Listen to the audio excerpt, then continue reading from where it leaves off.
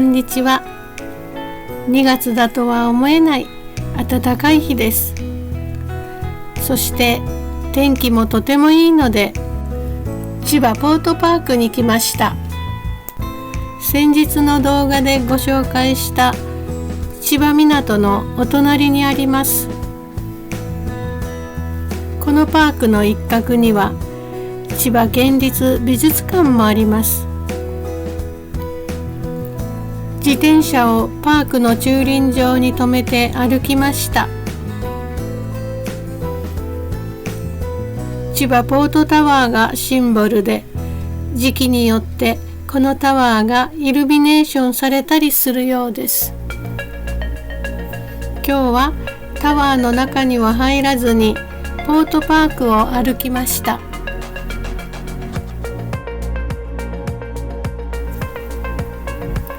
私は子供の頃よりスポーツには縁がなかったです。でも最近はよく歩くようになってきたし、健康のためにもウォーキングをできる限り頑張ろうとしている。でも長距離を歩くとき、急いで早く目的地に着こうとか思うと、すごく気持ちがしんどくなり、歩くのをやめて早く家に帰りたいと思ってしまう。そんな時、お遍路だった時のことを思い出した。四国を歩いていた時に、遠くを見ながら歩くのをやめて、せいぜい10メートルぐらいまでを見るようにしたら、とても気持ちが楽になり、知らない間に長い距離を歩けていたのです。これはいいことを思い出したと思い、これからもこの視線のやり方で歩いていこうと思った。このパークに人工海浜があるのは知らなかったです。稲毛の浜とは全く違う浜の景色ですね。でもやはり海はどこも素敵ですね。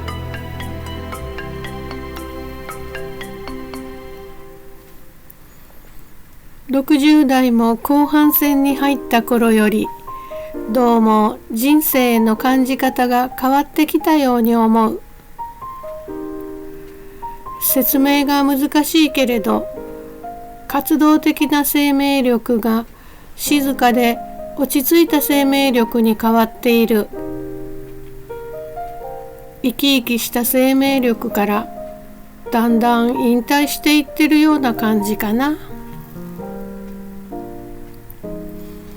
未来の捉え方や希望の持ち方ももちろん変わってきた。毎日の時間の使い方も若い頃とは全く違う。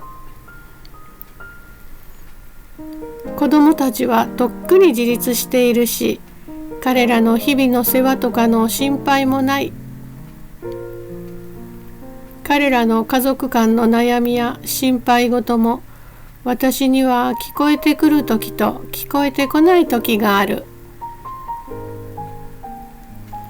もう少し若い頃、50代の頃はまだ孫の世話などもあり、子供と接する時間が長かったから、自分の問題ではない彼らの問題についても心配したり気をもんだりした。でも2年半近く前に都内から引っ越してきてからは、遠いという距離から必然的にそのような問題は見えなくなり、聞こえてくる回数も減っていった。それだけ自分の時間も増えて、心の中の心配や悩みのスペースが減っていると思う。子供や孫たちのことは元気でいるだろうかと彼らの心身の健康のことだけが気になり心配になり、ただそのことだけをいつも祈っている。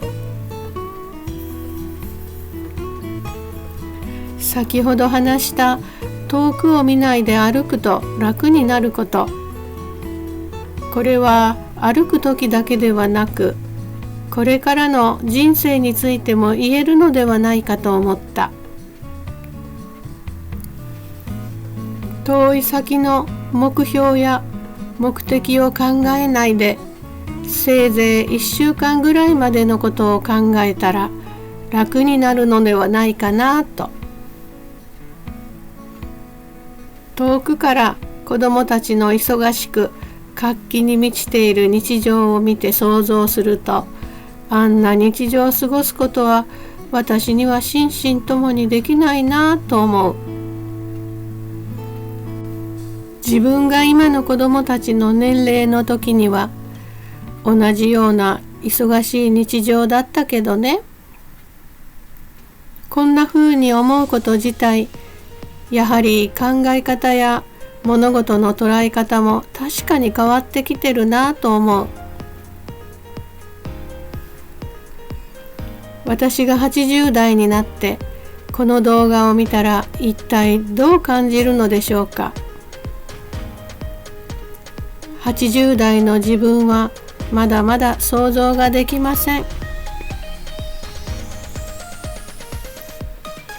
人工浜からパークの中に入ると、広いゆったりとした空間があった。季節や曜日により多くの人が訪れるだろうと思いますが、今日はあまり人はいなかった。のんびり散歩をしたり、ベンチに休む人がいた。でも一番広い広場では家族連れや子供たちの声が響き、楽しそうだった。